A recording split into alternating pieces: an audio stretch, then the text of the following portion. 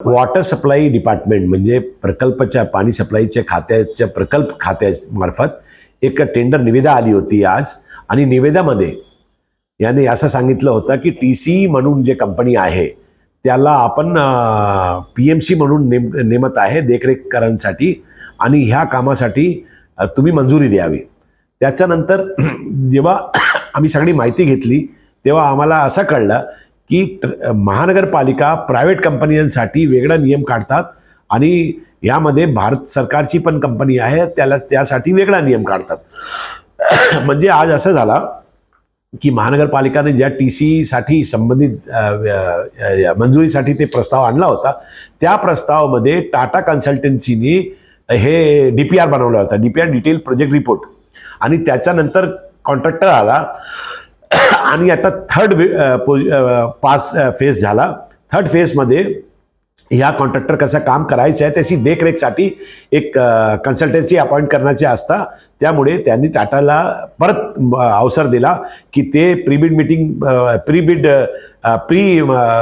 PMC पण झाला, DPR पण बनवला. त्याच्यानंतर कामाचे एक्झिक्यूट करण्यासाठी देखरेख करण्यासाठी परत त्याला हे अपॉइंट केलेलं आहे. त्याच्यावर आमचा आक्षेप आहे आणि आक्षेप असा आहे की महानगरपालिकांनी यामध्ये जे भारत सरकारची जलशक्ती मंत्रालयाची जी कंपनी होती वेप्स्को त्यासाठी वेगळा नियम काढलेला आहे आणि प्रायव्हेट कंपनीसाठी वेगळा नियम काढलेला आहे.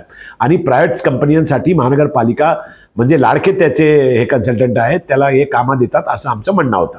आणि यामध्ये एक महत्त्वपूर्ण विषयावर आपल्या माध्यमातून लोकांचं लक्ष हे करायचं डिपार्टमेंटचं पण की यामध्ये जर थर्ड टाईम म्हणजे फर्स्ट टाईम, सेकंड टाईम आणि थर्ड टाईम. फर्स्ट टाईम असं होतं की DPR बनवतं, सेकंड टाईम असं होतं की DPRचं नंतर टेंडर होता आणि थर्ड टाईम असा होता की जे काम चालू होतात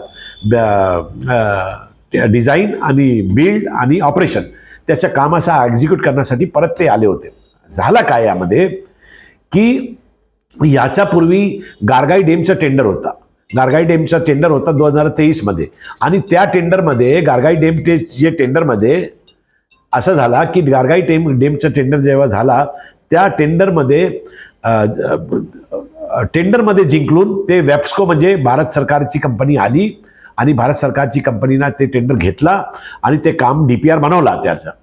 आणि DPR नंतर परत ते जेव्हा टेंडर कॉन्ट्रॅक्टर नेमला त्याच्यानंतर परत हे वेप्स्को म्हणजे भारत सरकारची कंपनी परत आली महानगरपालिकाकडून आणि विचारला की आम्हाला हे टेंडरला PMC देण्याची कृपा करावी, आम्ही करणार.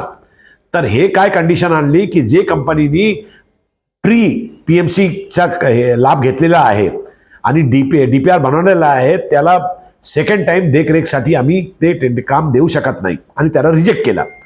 आणि इथे 14 कामामध्ये TCE म्हणे आणि आणखीन कंपनी म्हणे त्यांना DPR बनवण्यासाठी टाईम दिला, अवसर दिला. आणि त्याच्यानंतर असं झाला की त्याच्या DPR म्हणून जेव्हा देखरेखचा टेंडर आला या मंजुरीसाठी आला त्याला बिना निविदा काढून त्याला हे टेंडर देऊन टाकलेलं आहे. त्यामुळे आमचा आक्षेप आहे की एक सरकारी कंपनीचा तुम्ही दुर्व्यवहार करतात, सौतेला व्यवहार करतात आणि एक कंपनीसाठी तुमचं असं म्हणणं आहे की तुम्ही देऊ टाकतात. पालिका प्रशासन करतात कारण जे 4 वर्षामध्ये पालिका प्रशासननी जेवढे निविदा काढलेले आहे आम्ही वारंवार सांगतो की बाबा तुम्ही जे निविदा काढलेला आहे ते सगळे इन्फ्लेटेड रेट आहे, ते सगळे एक्सकेलेशन फेरफार झालेलं आहे, ते सगळेमध्ये जास्त पैसे लोकांनी घेतलेले आहे. त्यामुळे एक व्हाईट पेपर जाहीर करा आणि ते व्हाईट पेपर माध्यमातून सगळ्या मुंबईकरांना हे सांगा तुम्ही की तुम्ही काय केलेलं आहे नेमका. तर त्यामुळे ते आता काय ती सुरुवात झालेली आहे. आता पुढे तुम्ही बघणार की वेगवेगळे टेंडर येणार आणि नाही येणार तर आम्ही शोधून काढणार आणि तुमच्या समोर या किंवा मुंबईची जनताच्या समोर आणून देणार की कशा ॲडमिनिस्ट्रेटरच्या कार्यकाले कसा महानगरपालिकेचे पैशांचा दुरुपयोग झालेला आहे.